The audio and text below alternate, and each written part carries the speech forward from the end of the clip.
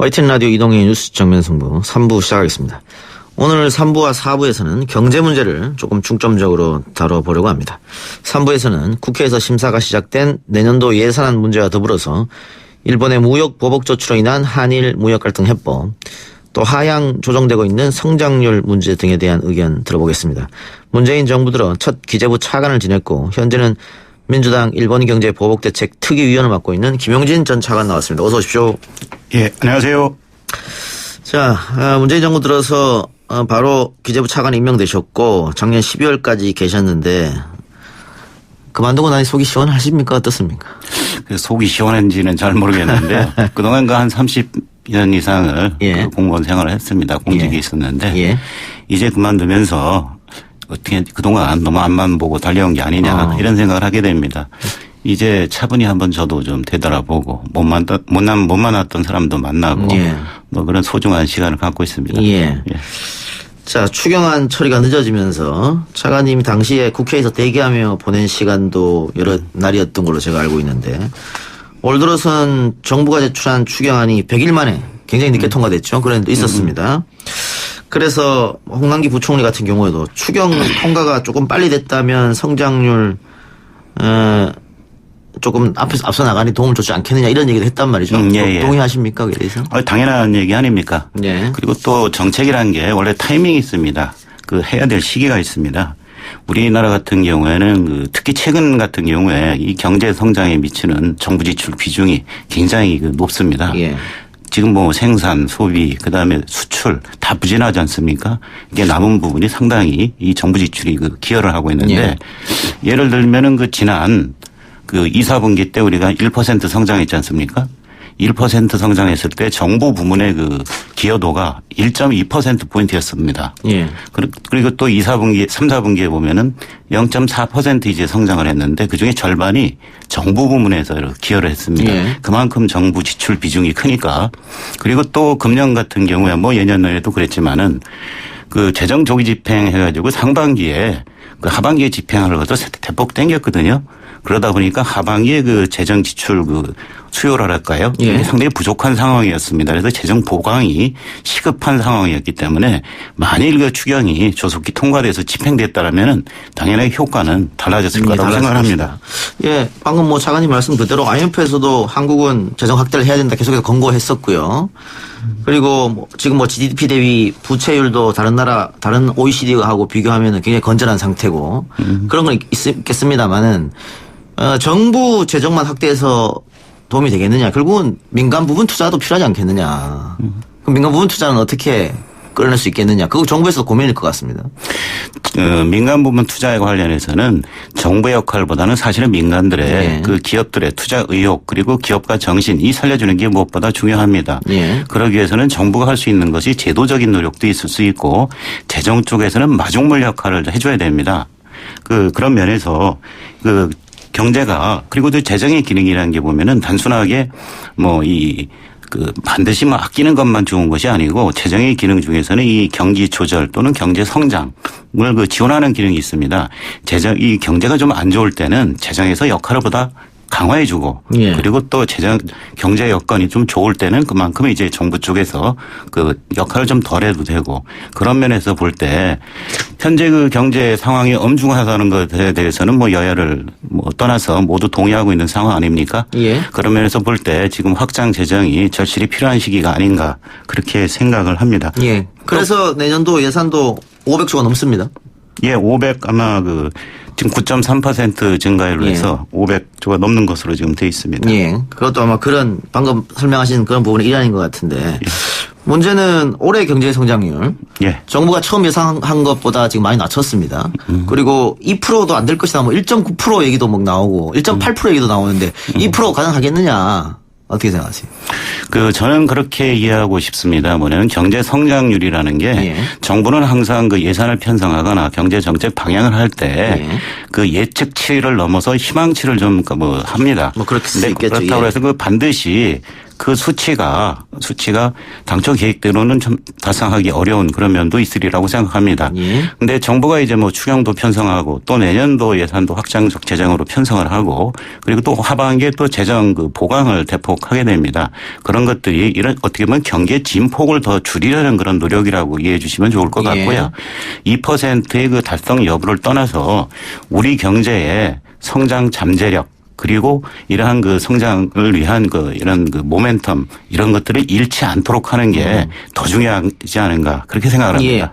예. 지금 차관님도 계속해서 그 말씀을 해주고 있습니다. 재정을 확대해야 된다고. 또 IMF나 OECD 국제 기구들도 재정 여력이 충분하니까 확장 재정을 해야 된다 이렇게 얘기하고 있는데 그래서 이제 내년 예산이 513조 잡혀 있고요.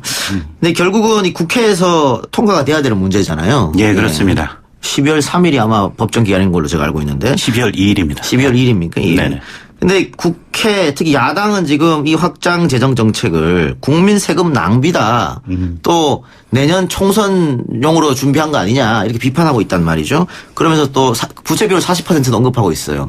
문재인 대통령이 야당 당수 시절에는 이 40% 넘기면 안 된다고 하지 않았느냐 뭐 이런 것들. 그러니까 야당의 어떤 저런 반대가 기재부가 이를 추진하는 목표를 향해서 가는 데 있어서 조금 방해가 될 수도 있겠다 이런 생각도 하는 사람도 있을 것 같은데 어떻습니까? 뭐 방해라기보다는 뭐 야당이니까 당연하게 예. 또 거기에 대해서는 비판적 입장을 내놓을 수도 있다고 예. 당연히 생각을 합니다.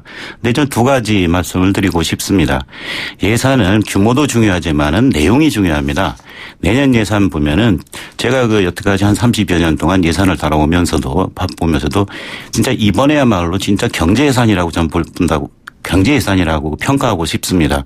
그동안 보면은 경제 분야 예산 SOC가 됐든 산업이 됐든 또는 뭐 R&D가 됐든 대체로 보면은 이 분야의 예산들이 지출을 합리화해야 된다 이런 표현을 많이 씁니다. 그래서 그 증가율이 뭐 거의 그 정체돼 있거나 많아봤자 1, 2% 이렇게 늘어나는 예산이었었는데요. 그래서 사회복지 분야는 대폭 늘어나면서도 예. 경제 분야는 상당히 억제돼 왔습니다. 예. 그런데 내년 예산은 이게 완전히 그 바뀌었습니다. 경제 분야 예산 같은 경우에 산업 분야 예산이 내년에 27.5% 거의 유례가 없을 정도로 많이 늘어났고요. 그다음에 SOC도 12.9%, R&D도 17.3%, 그리고 또 환경도 19.3%. 그동안 이 사회복지 분야 예산 증가를 훨씬 능가하는 그런 경제 예산입니다. 그동안 야당에서 주장하였던 예, 그렇죠. 내용들이기 때문에 예. 이 분야에 대해서는 아마 더 논의를 하게 되면은 이런 부분에 대해서 공감대도 생길 거라고 생각을 하고요. 또 하나는 이 재정 확대가 우리 현재 경제가 좀 어려운 면을 그러한 그 보완하는 그런 기능도 있고 또 한편으로는 재정에 대한 재정을 통한 투자가 단순히 그 현재 낭비가 아니라 미래를 위한 선투자라고 좀 봐주는 그런 개념도 있습니다.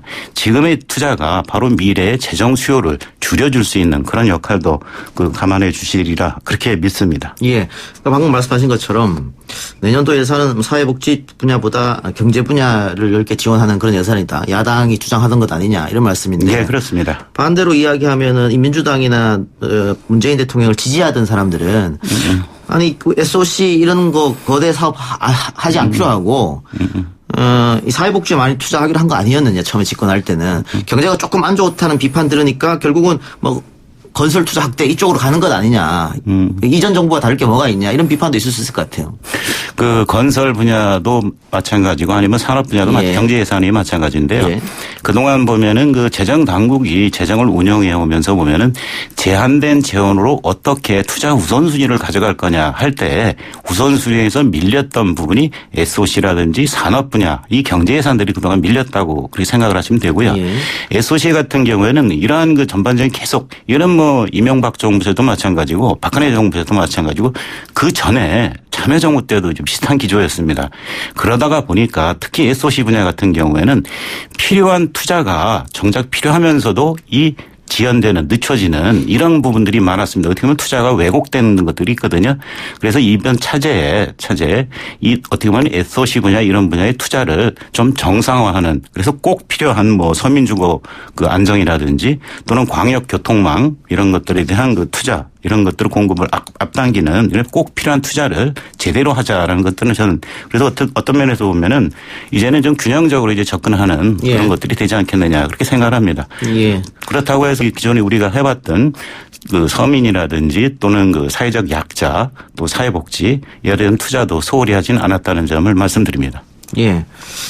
아까 제가 무대에서 말씀드렸습니다마는 그 다른 OECD 국가하고 비교하면 우리가 부채 비율이 뭐 크진 않습니다. 상당히 낮은 편입니다. 일본은 뭐 200%가 넘어가니까요. 근데 재정 건전성에 의구심을 품고 있는 국민들도 있을 것 같습니다. 예, 그렇습니다. 어떻게 보십니까? 걱정 안 해도 됩니까? 그 재정 건전성에 대한 우려는 예. 아무리 해도 저는 뭐 지나치지 않다고 보고요. 다만 이 재정을 운영할 때 그 재정 운영 여건, 그 당시의 경제 여건도 그만큼 중요하다고 생각합니다. 다행히 우리나라는 그동안 재정을 굉장히 안정적으로 관리해왔기 때문에 지금 이런 어려운 여건에 대응할 수 있는 여력이 지금 있다고 보시면 됩니다. 외국하고 비교해서 물론 그 OECD 국가라든지라고 비교해 보면 그 재정적 적자라든지 또는 그 국가 부채 수준이 훨씬 낮은 거 사실입니다. 그렇기 때문에 반드시 뭐 투자를 늘려야 된다는 개념이 아니라 지금 이 시점에 꼭 필요한 그 분야가 있다고 하면은 지금의 투자가 다 그 미래에 이러한 그 재정 수지 적자라든지 재정 소요 이런 것들을 또 그 낮출 수 있는, 그래서 또 어떻게 보면 경제가 선순환 구조로 갈 수 있는 그런 밑거름이 될 거라고 저는 그렇게 생각을 합니다. 예. 어떻게 올해보다는 내년이 더 나아질 거라고 보고 계십니까? 전문가로서. 전문가이기 전에 한 사람의 국민으로서 당연하게 올해보다는 내일, 금년보다는 내년이 보다 더 희망이 있고 그다음에 예. 근심을 덜 수 있는 그런 한 해가 될 것으로 그렇게 소망하고 있습니다. 예, 제가 왜 이런 질문 드렸냐면 청취자분 중에 한 분께서 예. 정말 이 정부가 경제 상황이 엄중하다고 생각하고 있습니까? 여전히 나아지고 있다고 이야기하는 것 같습니다. 이렇게 질문 주셔가지고. 그러면은 제가 하나 거기에 대한 답변을 간단하게 올리겠습니다. 예. 내년 예산을 편성할 때 보면 세입 예산이 있습니다. 거기에 보면은 이 국세 수입 부분이 있습니다. 국세 수입이 올해보다 내년이 줄어든 것으로 편성이 되어 있습니다. 그만큼 내년도의 경제 상황이 아직도 엄중하다는 것을 정부도 충분히 인식하고 여기에 대비를 해야 된다라는 그런 생각을 갖고 있는 것으로 알고 있습니다. 예, 알겠습니다. 자, 주제를 좀 바꿔서요. 일본의 수출 규제 문제 짚어보겠습니다. 민주당에서도 특위위원 맡고 계시니까요. 예, 그렇습니다. 처음에 이 문제가 불거졌을 때 보수 언론을 중심으로 해서 우리가 일본에 왔으면 큰일 난다 이런 이야기 많았었거든요. 예. 이길 수 없을 것이다. 근데 지금 한 석 달쯤 지났습니다. 4달 지났습니다. 4달 지났습니까? 네. 근데 지금 분위기 다른 것 같습니다. 오히려 일본 쪽에서 지금 이 사태, 이 결과가 나는 걸 굉장히 당황해하고 있는 것 같고 수출도 굉장히 대한국 수출입니다. 상당히 떨어졌고 특히 관광 분야라든가 또 수입 맥주 분야라든가 그냥 굉장히 떨어졌거든요. 지금 넉 달 동안에 이런 일본과 한국의 이런 관계 어떻게 보고 계십니까? 글쎄요. 지금 보면은 이제 전반적인 국민들의 인식이라든지 또는 언론에서도 상당히 이러한 부분 어떻게 보면은 일본이 자승자박 한 거 아니냐. 또 그러면 우리가 뭐 누가 승리했다. 뭐 이런 얘기들을 하는데 저는 그런 식으로 평가하는 건 좀 맞지 않다고 보고요. 예. 다만 이번에 일본의 경제 침략과 관련해서는 키워드를 굳이 얘기하면 저는 아베라는 말 하나 하고요. 예. 우리 국민이라는 말을 좀 하고 싶습니다. 아베와 관련해서는 당초에 생각했던 그런 전개 방향하고는 전혀 다르게 좀 착각을 한 게 아니냐는 착각을 했다. 그러니까 애초부터 시작부터 사실관계가 달랐다는 얘기고요. 예. 두 번째는 우리 국민들입니다. 우리 국민들이 스스로 우리도 우리 예상을 뛰어넘어서 국민들이 일본의 경제 침략에 대한 그런 대응 자세, 불매 운동을 통해서 나타난 그런 우리 국민들의 힘, 그런 것들을 새삼 느끼게 된 계기가 되지 않았나 싶습니다. 예. 일본이 처음에 수출 규제를 하면서 대제품이 아마 한국에 준비되지 않기 때문에 한국이 아마 큰 타격을 입을 거다라고 했는데 생각보다 우리 기업들이 상당히 준비를 빨리 한 것 같습니다. 뭐 당연히 정부도 기업들 많이 도와줬겠습니다만 그 부분에 대해서도 앞으로 전혀 문제 없다 이렇게 봐도 됩니까? 이번 아베 정부의 경제 침략과 관련해서 우리 기업들의 노력도 평가해 줄만합니다. 상당히 기민하게 대응을 했고요. 특히 보면은 삼성전자 이재용 회장 같은 경우에 7월 2일 날 아베 정부에서 이런 발표를 한 뒤에 바로 일본으로 달려가 가지고 4박 5일 동안 계속 일본 각계 인사들 만나고 여러 가지 대책을 또 상의를 하고 그리고 들어오자마자 다시 했던 것이 긴급 회의를 소집해서 여기에 대한 비상 대응 계획도 수립하고 그리고 또 어떻게 보면은 단순히 이번에 그 세계 그 소재 부품에 대해서 일본이 규제를 했었죠. 그 세계의 소재품을 넘어서 다른 분야 일본의 의존도가 높은 것은 차제 대폭 의존도를 낮춰야 된다라는 예. 그런 얘기까지 했습니다. 그래서 이 기업들이 이건 뭐 하나의 예인데요. 우리 그 관련 기업들이 상당히 여기에 대해서 기민하게 대응하고 또 노력을 한 것으로 알고 있습니다. 그렇지만은 이제까지 문제가 없다고 해서 앞으로도 문제가 없을 거다. 예, 앞으로도 예. 괜찮을 거다. 예, 예. 이렇게 생각하는 게 굉장히 위험합니다. 예, 그래서 앞으로가 문제인데 지금 일본에서는 만일 한국이 압류 자산을 현금화할 경우 현금화하면 안 된다 이런 얘기를 하고 있고 현금화할 경우에 추가 보복이 있을 것이다 이런 얘기도 나오고 있단 말이죠. 그러니까 일본이 처음에 강경 일본도에서 하고 비교해 볼 땐 지금 많이 누그러뜨려졌다. 다만 기존의 주장대로 한국이 이 문제를 풀어야 된다. 그건 바뀌지 않았단 말이죠. 과연 그러면 일본이 새롭게 추가 보복할 카드가 무엇인지 또 한일 관계는 계속 이렇게 갈 것인지 우리 정부 입장은 어떻게 유연하게 대처를 할 것인지 어떻게 생각하십니까? 아마도 정부의 입장은 어떤 경우에도 우선은 만나야 된다라는 그런 입장을 갖고 있는 것 같습니다. 예.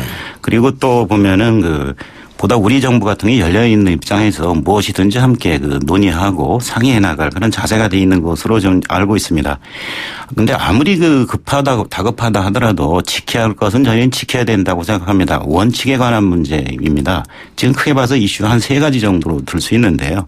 강제징용 문제 같은 경우에는 우리가 계속 얘기하는 것이 피해자들이 납득할 수 있는 그런 해결 방안이 나오지 않는 이상 정부 주도로 정부 간의 합의만으로 끝내는 것은 이건 문제가 있다. 반드시 그 피해자들 문제를 같이 생각을 해봐야 된다는 거고요.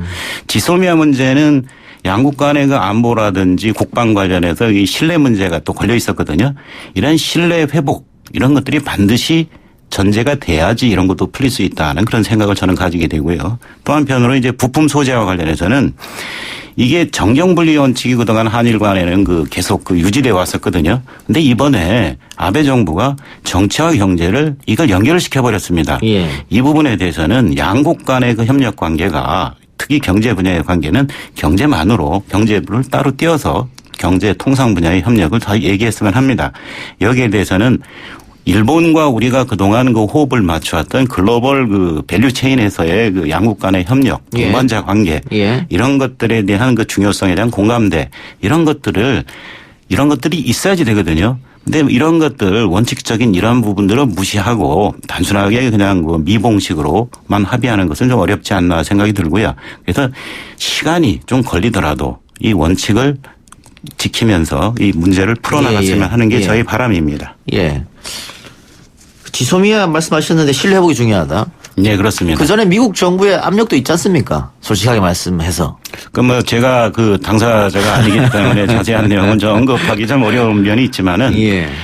한미일 관계가 그렇게 단순하지만은 않습니다. 왜냐하면 서로 미국이 필요한 부분이 있고 한국이 필요한 부분이 있고 또 일본이 필요한 부분이 있습니다.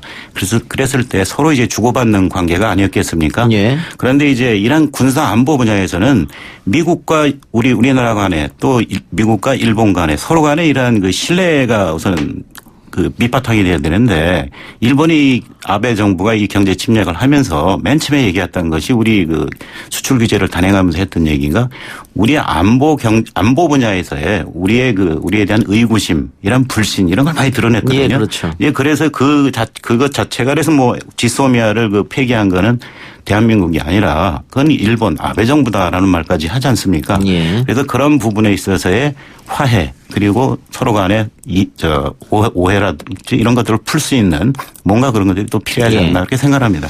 또 방금 말씀 중에 어쨌든 만나야 된다는 얘기를 했는데 이낙연 총리가 일본을 방문했을 때 문재인 대통령이 아마 만나자는 이야기를 한 것 같습니다. 서면을 통해서.